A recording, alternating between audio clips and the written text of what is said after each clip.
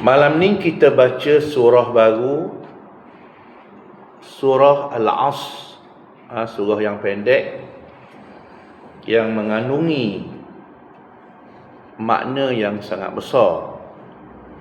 Suratul Asr nama.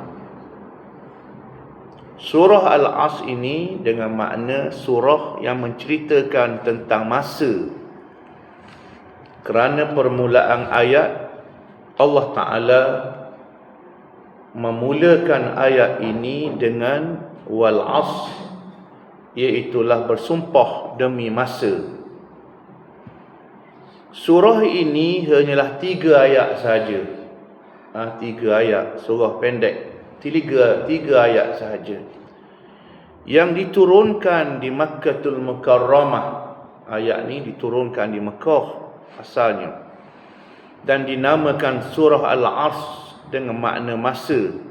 Wal Asr, demi masa. Kerana ayat ini dimulakan dengan wal Asr. Ayat ini menerangkan bahawa manusia secara umumnya,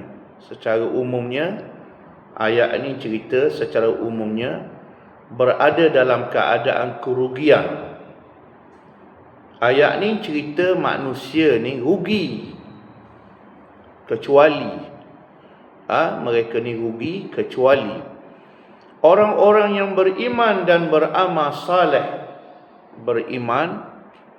Beramal saleh, dan mereka pula berpesan-pesan dengan kebenaran.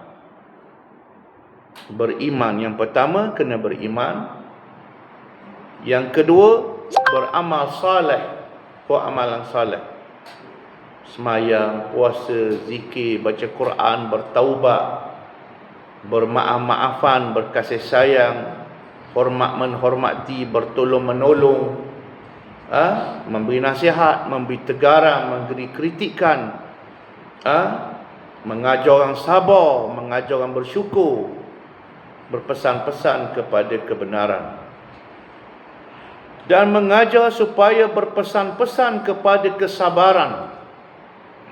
Lepas pada pesan kebenaran, suruh sabar pula, kerana hidup ini ada ujian.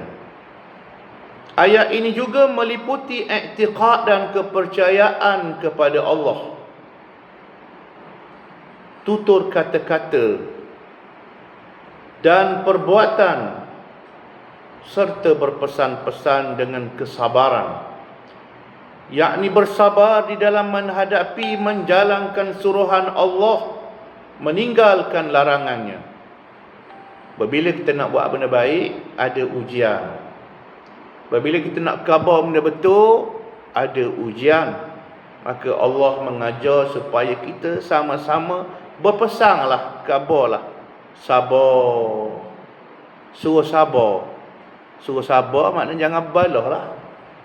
Supaya buat baiklah, sabar. Marah apa yang dah lalu sangat, sabar. Maaflah. Pesan. Kalau tidak, mayang pun tak jadi apa, puasa tak jadi apa, buat baik tak jadi apa. Dah buat baik, semayang, main duduk balah pula. Dulu balah tanah, berebut tanah pesaka. Dulu balah bak mazhab. Zaman Nabi dulu balah bak kabilah. Mari zaman kita pula balah bak parti pula. Balah. Maka balah jawab ia berdosa. Maka kita pesan sabar.